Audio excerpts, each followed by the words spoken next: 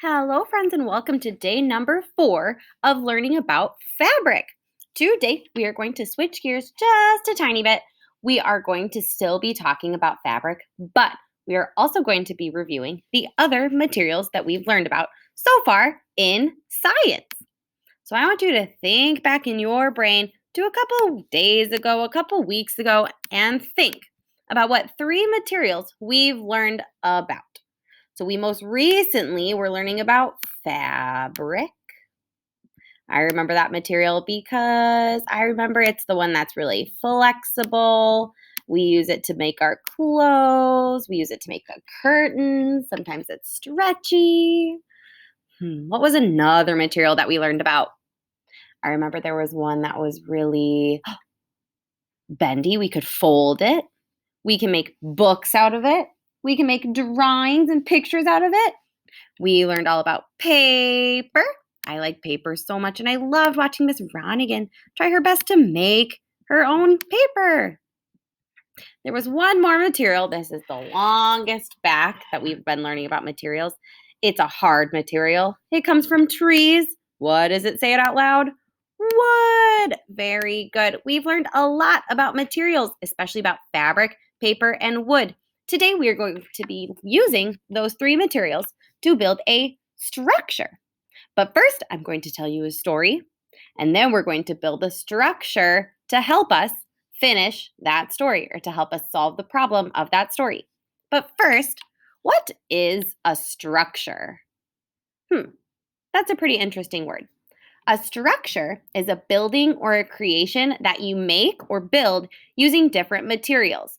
So, like I said, we're building a structure today using the 3 materials that we've already learned about. So, we're making a building or a creation using fabric, paper, and wood.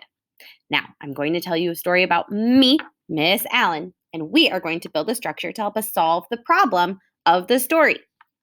Let's get started. Once upon a time, I woke up in the morning and I saw that it was so sunshiny and beautiful outside. It's finally spring, and I love to get outside and to play.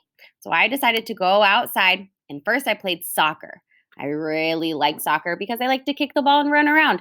I played soccer for a super duper long time, probably a couple hours. And then I decided to use my jump rope, and I set a new record. I jumped up and down 250 times without stopping. Woo! I was working really hard.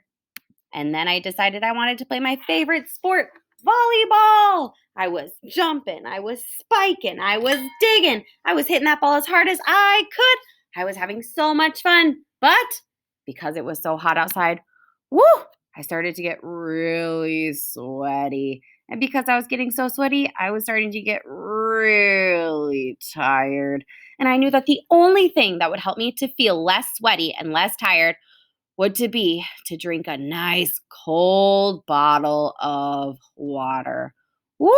Every time I'm hot and sweaty and tired, I get a nice big drink of cold water.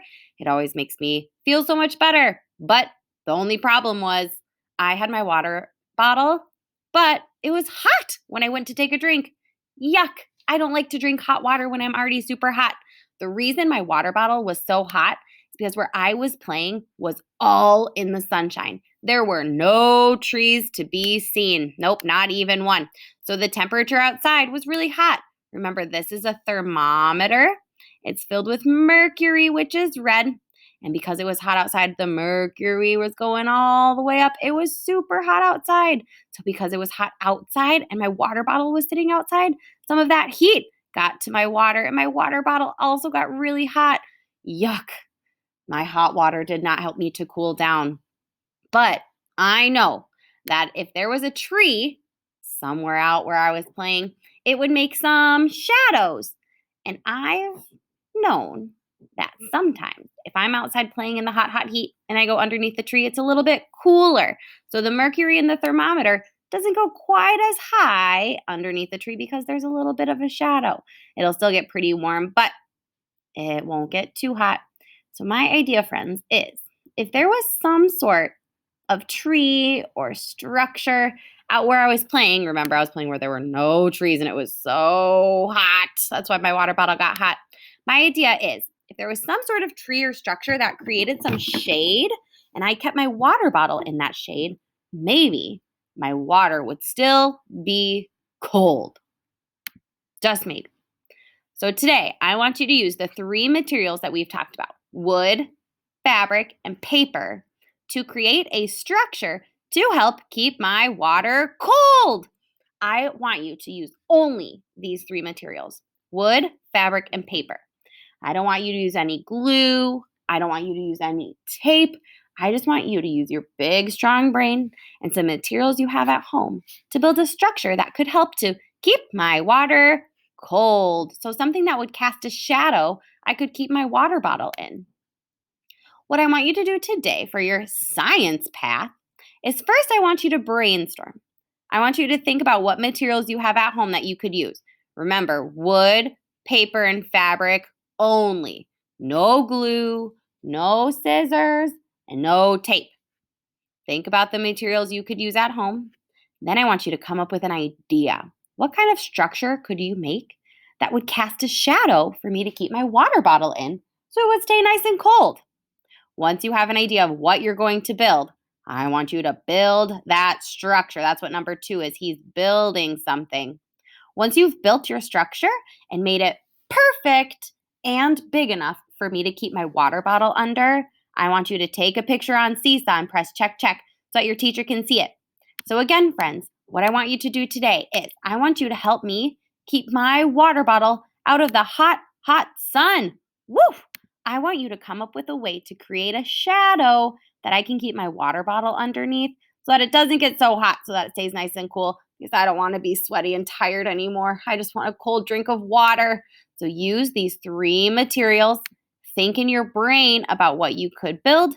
Go ahead and build it, and then take a picture to send to your teacher. We want to see your awesome creation. Remember, try your best to only use these three materials that we've learned about to try and create that structure. We can't wait to see what you come up with. Work really hard, take your time, and we will see your creation on Seesaw. Have a great day. Have so much fun.